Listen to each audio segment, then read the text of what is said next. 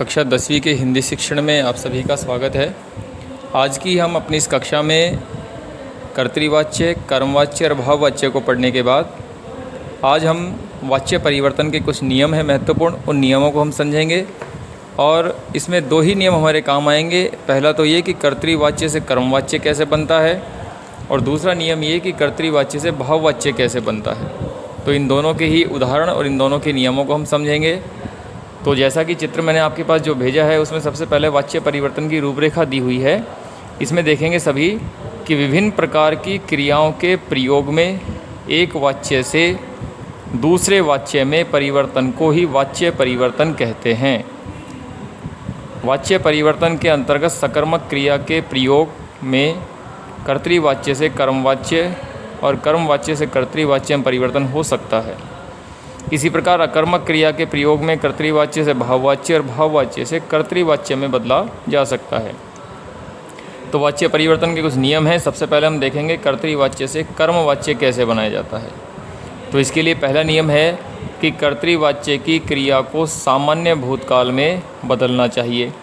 यानी जो कर्तृवाच्य का वाक्य है और उसमें जो क्रिया दी हुई है उस क्रिया को सामान्य भूतकाल में बदलेंगे। फिर उस परिवर्तित क्रिया रूप के साथ काल, पुरुष, वचन तथा लिंग के अनुरूप क्रिया का रूप भी जोड़ना चाहिए। यानी जो क्रिया परिवर्तित हुई है, जो सामान्य भूतकाल में हमने बदली है, उसी के अनुरूप फिर हम उसमें पुरुष है, वचन है, लिंग है, इस चीज़ को भी क्रिया के साथ जोड़ देंगे। और तीसरा नियम कहता है कि कर्ता के साथ से अथवा के द्वारा का प्रयोग भी करना चाहिए। जैसे कर्तृवाच्य का वाक्य हम लेते हैं कि लड़का पत्र पढ़ता है, तो इसको कर्मवाच्य में हम बदलेंगे तो वाक्य हमारा बनेगा लड़के से पत्र पढ़ाया जाता है। इसी तरह से और उदाहरण है कि लड़का पुस्तक पढ़ता है, लड़के के द्वारा पुस्तक पढ़ी जाती है। तो इसमें से और के द्वारा के शब्दों का प्रयोग करेंगे जिससे कि हमारा ये वाक्य जो है वो कर्तृवाच्य से कर्मवाच्य में परिवर्तित हो जाएगा।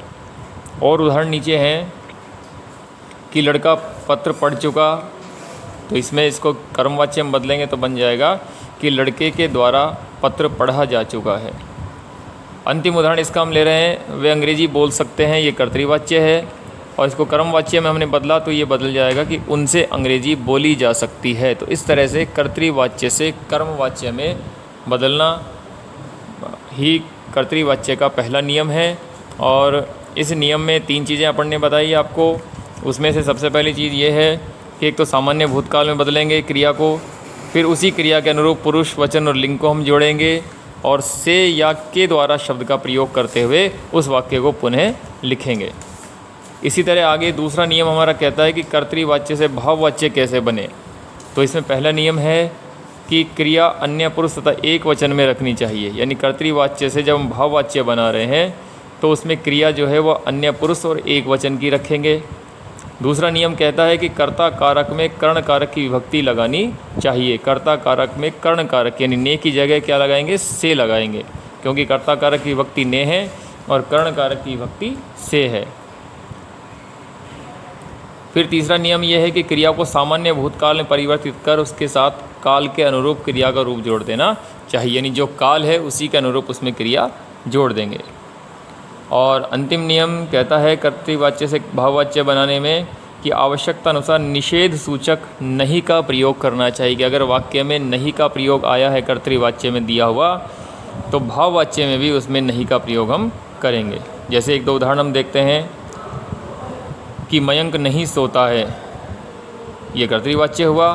भाववाच्य में हो जाएगा कि मयंक से सोया नहीं जाता है।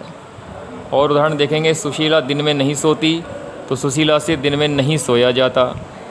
और उदाहरण इसमें दिया हुआ कि रमेश पुस्तक पढ़ेगा, रमेश से पुस्तक पढ़ी जाएगी। कृष्णा नाचती है, कृष्णा से नाचा जाता है। तो जिनमें नहीं लगा हुआ है तो नहीं के शब्द का प्रयोग हम भाववाच्य में करते समय करेंगे, नहीं लगा हुआ नहीं आया है तो उसका प्रयोग हम नहीं करेंगे। जैसे हमने उदाहरण देखा था कि तुम नहीं भागोगे, इसमें नहीं शब्द लगा हुआ है कर्तृवाच्य में और भाववाच्य बदलते समय इसमें आ जाएगा तुमसे भागा नहीं जाएगा। तो नहीं का प्रयोग यहाँ पर हुआ। इसी तरह से रमेश पुस्तक पढ़ेगा, रमेश से पुस्तक पढ़ी जाएगी। तो इसमें कर्तृवाच्य में नहीं शब्द नहीं आया तो भाववाच्य में नहीं शब्द नहीं आएगा। इस तरह से कर्तृवाच्य से कर्मवाच्य और कर्तृवाच्य से भाववाच्य बनाने का नियम हमने समझा।